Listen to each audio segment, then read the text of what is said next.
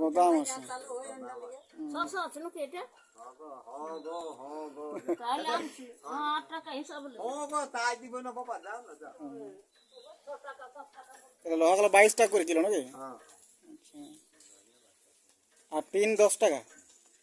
এইগুলা কিন্তু 10 টাকা হইছে আর কম দিবে। হ্যাঁ। যাই হোক, সকাল সকাল এইটুকু রোজগার হয়ে যাবে তোমার। ওইটাই হলো, যা হয় 10-20 টাকা যা হইলে হইলে, 50 টাকা যা হবে হবে। রোদে ঘুরেও তো কষ্ট আছে না? বিরাট কষ্ট, এটা তো গরমে বাবারে। রোদটা যখন ভাইতে এলো বল করছে, তেমন করে আমার একটা শরীরটা খুব একটা ভালো না। না, বয়সও তো হয়েছে না। খুব বেশিক্ষণ বসে থাকা যায় না। কেন তোমাকে বলি, তুমি ডাইরেক্ট কত বয়স হলো তোমার? মোটামুটি 63 বছর বয়স। 63 বছর। হ্যাঁ, তবে বিদ্যা ভাতা পাইছো তো? আমি বিদ্যালয় পাই তো, এইটা এখন কি, এখন একবার এই যে যখন লোক মন্ত্রী বসে তখন লোক পাই না। পাই না, না এখন রাজ্য সরকার বসে না এখন ভালো করে। এর বয়সগুলো ধরো মিটিং মিটিং হইলেও পরে এবারে দিবে, চালু করবে। দেখা যায় লক্ষ্মী ভান্ডারও নাই, হুম, আর এই বৃদ্ধ ভাতাও নাই। বৃদ্ধ ভাতাটা নাই, না, দিবে বলছে তো। দেখো কি করে, সরকার দিলেই ভালো।